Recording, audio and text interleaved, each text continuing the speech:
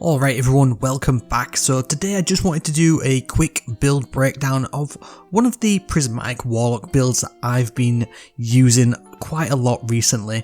It has excellent survivability, it has maximum uptime of all of your abilities, and will absolutely do bits in a ton of content, including the brand new Salvation's Edge raid. This thing has been doing the rounds to an extent, but this is my version of it, and I think this probably is one of the better versions of it. Now you can absolutely max the Prismatic Warlock build out and you can pretty much get like infinite buddies, but you don't need 4 buddies, you don't need all of that crazy stuff going on, because with this setup it's basically overkill as it is. And then if you're trying to set up like turrets and stuff like that, then I think you've pushed it a little bit too far.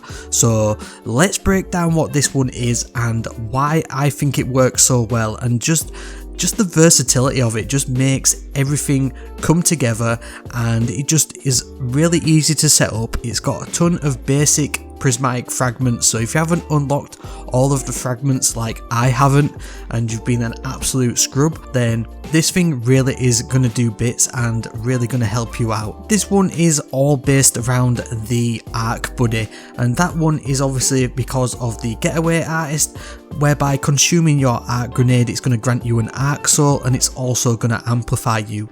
Now this is realistically the main part of the build.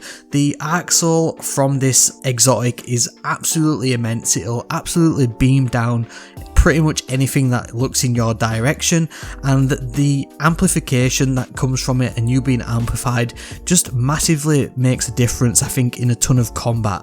Obviously in the Pale Heart then there is quite a lot of traversal areas, and if you're running around doing the overthrow activity, then you know, you don't want to always be pulling out your Sparrow and your hoverboard and stuff like that, and you just want to get from one mini encounter to the next. And I think being amplified within the Prismatic Warlock build is an absolute game changer, to be honest, and it's also going to give you a handling boost for your weapons, so you're going to be able to swap between them a little bit quicker as and when you need them.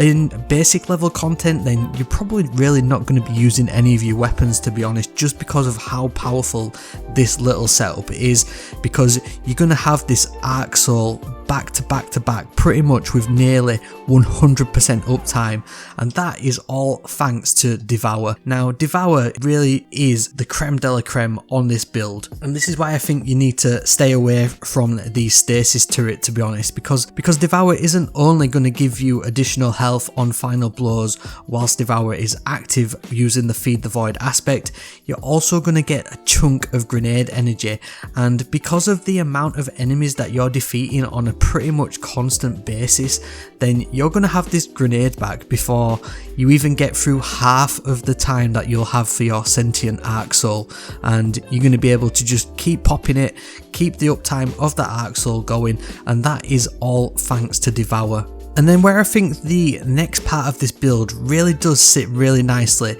is with the brand new Hellion aspect.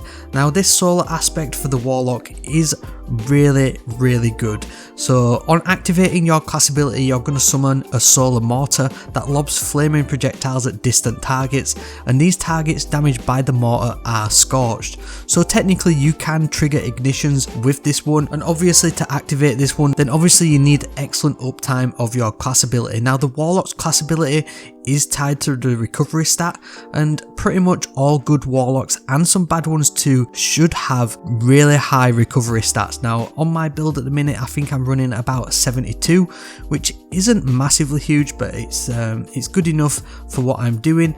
And you can then also chuck in the Facet of Hope with the Prismatic Warlock, whereby when you have an elemental buff your class ability regenerates more quickly.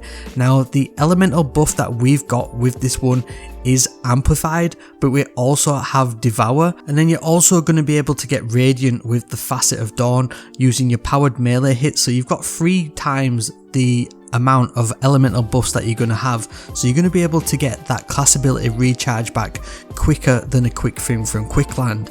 And the class ability that I've used is the Phoenix Dive for the Warlock. Now this is also going to cure you and nearby allies on activating it, and the reason I've chosen this one over the Healing Rift or the Empowering Rift is basically because of the base cooldown. Now the base cooldown for the Rifts is 1 minute 22, but the base cooldown for the Phoenix Dive is only 55 seconds, and then if you take into account the boost that you get with the recovery stat, then basically the base downtime of this is roughly about 25-30 seconds, and then combined with that Facet of Hope, then you are going to have the uptime of your Phoenix Dive to the maximum, and that's going to help you not only to keep using that Phoenix Dive, but also keep the uptime of that Hellion Solar Mortar, and you're going to be able to scorch targets and hopefully as well cause ignitions. Now if you are wanting to cause plenty of ignitions, then you are going to be able to use the Facet of Ruin. This will work in this build, and then that will also increase the area of effect of your solar ignitions, so you can use any of your favourite solar weapons. Like I say, weapons aren't massively integral to this build, and you can pretty much chop and change whatever weapons you want to use depending on the modifiers and the surges that are active in the activity.